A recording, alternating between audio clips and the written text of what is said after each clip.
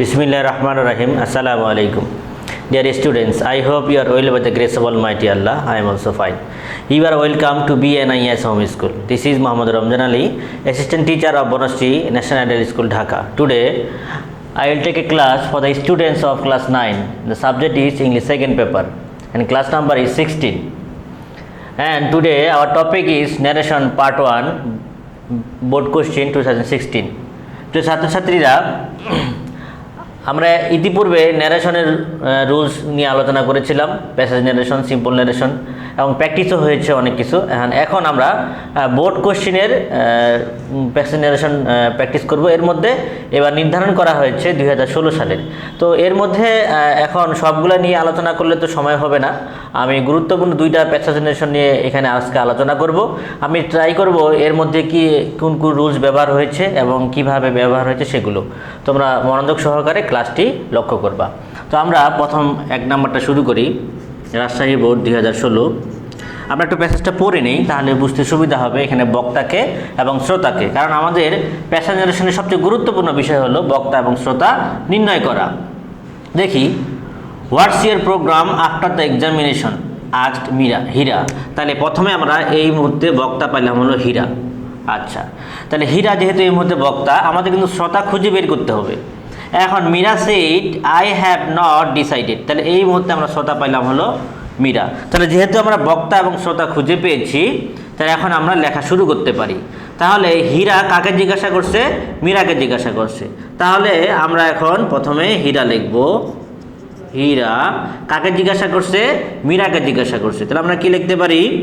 হীরা asked Meera. হীরা মীরাকে জিজ্ঞাসা করলো। এখন আমরা জানি যে যদি ডাব্লিউএসসি থাকে তাহলে সেই ডাব্লিউ শব্দটাই ব্যবহার করতে হয়, না হলে ইফ। তাহলে আমরা ডাব্লিউএস কি লেখা আছে? হোয়াট। তাহলে হোয়াট দিলাম। তাহলে হীরা আস্কড মীরা হোয়াট।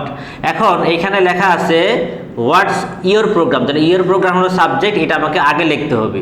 তাহলে ইয়োর প্রোগ্রাম বলতে এখানে বলছে হার প্রোগ্রাম। হার প্রোগ্রাম।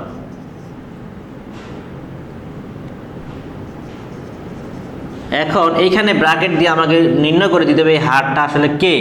তাহলে হীরা যেহেতু মীরাকে জিজ্ঞাসা করতেছে, তাহলে ইয়োর প্রোগ্রাম বলতে এটা কিন্তু মীরাকে বলা হচ্ছে। তাহলে এখানে আমাকে এখন এম লিখে দিতে হবে, এম। আশা করি বুঝতে পেরেছ। এখন এখানে ইস লেখা আছে, আমাকে ওয়াজ দিতে হবে। ভার্ব দিলাম ওয়াজ, কারণ আমাদের জানি যে আগে ডাব্লিউএস হয়, এরপরে সাবজেক্ট হয়, দেন কিন্তু ভার্ব হয়। এটা কিন্তু তোমরা লক্ষ্য করবা, আগে সাবজেক্ট তারপরে ভার্ব, তারপরে বাকি অংশ আমরা দিয়ে দিচ্ছি। আফটার দ্য এক্সামিনেশন, তাহলে হলো ফুল স্টপ। এখন মীরা কিন্তু রিপ্লাই দিচ্ছে। মীরা তাহলে রিপ্লাই দিবে। তাহলে আমরা লিখব মীরা রিপ্লাইড। এটা অ্যাসার্টিভ সেন্টেন্স, সেহেতু আমরা কি দিব? দ্যাট দিব। দ্যাট দেওয়ার পরে subject verb. Meera replied that I have not. I বলতে কে? এটা মীরা। তাহলে এখানে আমাকে লিখতে হবে শি। শি দিয়ে ব্র্যাকেট দিয়ে আমাকে লিখতে হবে এম, যেহেতু এটা মীরা বলতেছে। Mira said I have not. তাহলে শি হ্যাভ থাকলে হ্যাড দিতে লাগে, আমরা জানি had not decided. She had not decided. এখন এইটা কিন্তু আবার ক্যান ইউ সাজেস্ট এনি, এটা কিন্তু মীরাই জিজ্ঞাসা করতেছে। তাহলে আমি আর নতুন করে নাম না লিখে অ্যান লিখে দেবো শি। অ্যান শি মানে হলো মীরা। অ্যান শি আস্ক করছে। এখন এটা যেহেতু ইন্টারোগেটিভ সেন্টেন্স, ডাব্লিউএস নাই, তাহলে আমরা ইফ দিব।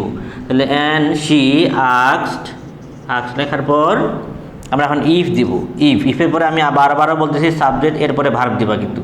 তাহলে ইউ বলতে এটা কাকে বলতেছে বলো দেখি? যেহেতু এই মুহূর্তে মীরা বলতেছে, তাহলে শ্রোতা হলো হীরা। তাহলে এখানে আমাকে আগে ইফ দিয়ে শি লিখতে হবে এবং শি লেখার পরে এখানে এবার হীরা লিখতে হবে, অর্থাৎ হীরাকে জিজ্ঞাসা করতেছে। ইফ শি, এরপরে ভার্ব দেব। ক্যান লেখা আছে, আমি এখন কুড দিব। If she could suggest any. Suggest any, full stop দিলাম। এখন এখান থেকে আমাদের শেষ। এখন let us go for a picnic. চলো পিকনিকের জন্য আমরা যাই। এটা আবার কে বলতেছে? হীরা বলতেছে। তাহলে এখন হীরা কিন্তু প্রস্তাব করে, আমরা জানি প্রস্তাব হলে প্রপোজড হয়। হীরা প্রপোজড দ্যাট, হীরা প্রস্তাব করলো যে সাবজেক্ট দিতে হবে, যেহেতু তারা দুইজনই যাবে সেহেতু দে আমরা জানি প্রস্তাবের পরে হলে শুড দিতে লাগে, they should go for a picnic. এটা কে বলছে? এটা কিন্তু হীরা বলছে। এখন what an excellent idea it is, এটা কে বললো? এখন মীরা বললো। তাহলে মীরা এখন অবাক হয়ে বলবে কিংবা খুশি হয়ে বলবে, তুমি লিখতে পারো। তাহলে মীরা এক্সপ্লেইনড, আমরা জানি যে এক্সক্লেমেটরি সেন্টেন্সে explain with joy, explain with sorrow, explain with surprised হয়। তাহলে এখানে সে খুশি হয়ে বলতেছে, মীরা এক্সপ্লেইনড উইথ জয়, খুশি হয়ে বললো। এরপরে দ্যাট দিতে হয়, দ্যাট যে। তাহলে what an excellent idea it is, তাহলে ইট ইজ হলো সাবজেক্ট, তাহলে ইট আর ইজ আগে লিখতে হবে। তাহলে ইট ইজ থাকলে ওয়াজ দেবো, তাহলে it was an excellent, it was an excellent idea. আশা করি তোমরা বুঝতে পেরেছ। আমি তোমাদেরকে ভেঙে ভেঙে দেখাই দিলাম যে কে বক্তা কে শ্রোতা, কোন সেন্টেন্সে কি হয়। এই যে এই জিনিসটা বারবার ভুল করো তোমরা, যে আগে সাবজেক্ট দাও না, এটা লক্ষ্য করবা।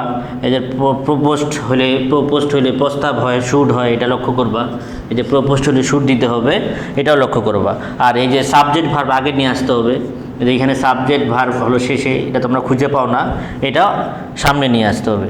তো আমরা প্রথমটা প্র্যাকটিস করলাম, এখন আমরা দ্বিতীয়টাতে যাব।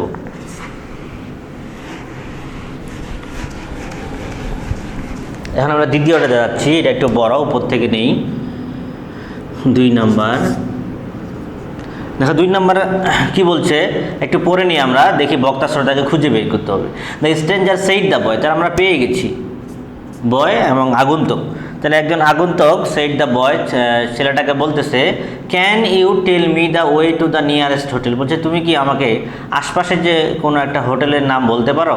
তাহলে এখানেই তার বক্তব্য শেষ, তাহলে এটা আগে আমাদের করতে হবে। তাহলে আমরা লিখব দ্য স্ট্রেঞ্জার কি করছে? আস্কড করছে, আস্কড লিখব। কাকে আস্কড করছে? The boy, asked the boy. এখন এখানে আমরা জানি ডাব্লিউএস থাকলে ডাব্লিউএস দিতে লাগে, নাহলে ইফ দিতে হয়। তাহলে ইফ দিলাম, ইফের পরে আবারও বলতেছে সাবজেক্ট, এরপরে ভার্ব দিবা, কিন্তু এটা লক্ষ্য করবা। তাহলে ইফ এর পরে ছেলেটাকে বলতেছে হি, যেহেতু ছেলেটাকে বলতেছে তাহলে আমাকে কি করতে হবে? ওই বয় লিখতে হবে। এখন এখানে ক্যান লেখা আছে, কুড লিখবো। ইফ হি কুড, বাকি যা অংশ আছে, ইফ হি কুড, টেল লেখা আছে টেল। এখন এখানে মি লেখা আছে, মি বলতে কে? যে বক্তা স্ট্রেঞ্জার, তাহলে এখানে হিজ লিখবো, হিম লিখবো। অবজেক্ট আছে, অবজেক্ট দেবো হিম, হিমটাকে স্ট্রেঞ্জার। তাহলে ইফ হি কুড টেল হিম, সে কি তাকে বলে দিতে পারবে the way to the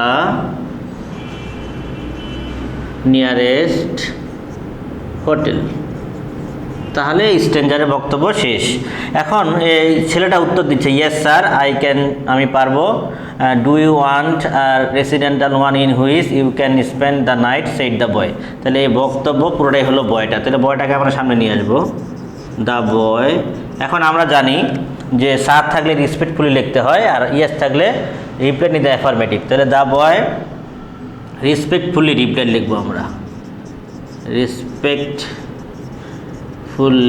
replied, তাহলে প্রস্তাব কি শ্রদ্ধার সহিত বললো, তাহলে রিপ্লাইড দ্যাট,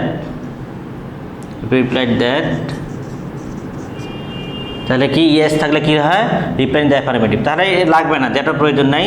তারপর respectfully replied in the affirmative লিখলেই হয়ে যাচ্ছে, অ্যাফার্মেটিভ। তাহলে ইয়েস থাকলে রিপ্লাইড ইন দ্য অ্যাফার্মেটিভ, আর সারা এখানে রেসপেক্টফুলি, তাহলে কি হলো? The boy respectfully replied in the affirmative. এখন আই ক্যান বলছে, এখানে আমরা অ্যান্ড দিয়ে দিলে হয়ে যাবে, অ্যান্ড টোল্ড দ্যাট, এবং সে বলল আই ক্যান বলতে হি কুড। এখন হিটা ব্র্যাকেট দিয়ে বলবা হলো বয়, ছেলেটা বলতেছে যে সে পারবে, এবং সে আবারও জিজ্ঞাসা করবে। তাহলে হি বলতে কে? বয়টা। হি অলসো আস্কড, সে আবারও জিজ্ঞাসা করলো। তাহলে ডু ইউ লেখা আছে, ডু ইউ থাকলে কি দিতে লাগবে? এটা হলো ডাব্লিউএস নেই, তাহলে ইফ দিব আমরা। তাহলে ইফের পরে সাবজেক্ট দিব, তাহলে ইউ বলতে হলো স্ট্রেঞ্জার, তাহলে ইফ হি লিখবো, হি দিয়ে ব্র্যাকেট দেবো স্ট্রেঞ্জার। এখন আমরা জানি ডু থাকলে ডু ব্যবহার করতে হয় না, ডু এর প্রয়োজন নাই, আমাদের পরবর্তী ভার্বটা ব্যবহার করতে হবে, অর্থাৎ ওয়ান ব্যবহার করতে হবে। তাহলে ইফ হি ওয়ান্ট লেখা আছে, ওয়ান্টের পাস্ট কি ওয়ান্টেড, ইফ হি ওয়ান্টেড, তারপরে যে অংশগুলো আছে সেগুলো আমরা দিতে থাকবো। If he wanted a residential one in which you, you বলতে হলো ওই ব্যক্তিটা স্ট্রেঞ্জার, তাহলে ইফ হি, ইউ বলতে হি, ক্যান লেখা আছে কুড স্পেন্ড দ্য নাইট, এখন এটা লেখা শেষ। And I do not want to stay there but I want only a meal, replied the man. তাহলে দ্য ম্যান রিপ্লাই দিচ্ছে, আমরা এখন লিখবো দ্য ম্যান রিপ্লাইড, এটা কোন সেন্টেন্স, অ্যাসার্টিভ সেন্টেন্স, তাহলে দ্যাট দিব, the man replied that, I বলতে কে ওই মানুষটা স্ট্রেঞ্জার, তাহলে হি, হি দিয়ে কি লিখবো স্ট্রেঞ্জার লিখবো, হি, ডু নট লেখা আছে ডিড নট লিখবো, did not want to stay, সে সেখানে থাকতে চায়নি, দেয়ার বাট, আবার আই লেখা আছে, আই বলতে হি, হি বলতে স্ট্রেঞ্জার, হি অনলি, ওয়ান্ট লেখা আছে, ওয়ান্টের পাস্ট কি লিখবো আমরা ওয়ান্টেড আ মিল। তাহলে এই হলো দ্বিতীয়টার প্র্যাকটিস। আশা করি তোমরা বুঝতে পেরেছো। আমরা চেষ্টা করলাম যে কিভাবে বক্তা শ্রোতা থাকলে ব্র্যাকেট দিয়ে ওই নামের প্রথম অক্ষরগুলো দিতে হয়। আর সবচেয়ে বেশি এখানে ইন্টারোগেটিভ সেন্টেন্স ব্যবহার হয়, এই যেটা তোমরা ধারণা রাখবা, আস্কের নিয়মটা। আর হলো অ্যাসার্টিভ সেন্টেন্স অনেক বেশি ব্যবহার হয়, এই দুইটা সেন্টেন্স সবচেয়ে বেশি মনে রাখবা, তাহলে তোমরা অনেকটাই লিখতে পারবা। তার প্রিয় ছাত্রছাত্রীরা, আমি যে দুইটা ন্যারেশন আজকে করাইলাম, এই দুইটা ন্যারেশনই তোমরা বাসায় মনোযোগ সহকারে SW করবা, তাহলে তোমাদের প্র্যাকটিসটা আরও স্ট্রং হবে। তো প্রিয় ছাত্রছাত্রীরা, তোমাদের এই ন্যারেশন SW থাকলো। তোমরা তো জানো প্রত্যেক রবিবার SW জমা নেওয়া হয়, তোমাদের SWর উপরে সিটি মার্ক SBA মার্ক নির্ভর করতেছে। তোমরা অবশ্যই SW জমা দিবা, আমরা তোমাদের উন্নতির জন্যই কাজ করে যাচ্ছি। তোমরা বাসায় পড়ালেখা করবা, পড়ালেখার সঙ্গেই থাকবা, বাবা মার কথা শুনবা। আমি তোমাদের সুস্থ কামনা করে, শরীরে সুস্থ কামনা করে আজকে এখানেই শেষ করতেছি। তো আল্লাহ হাফিজ।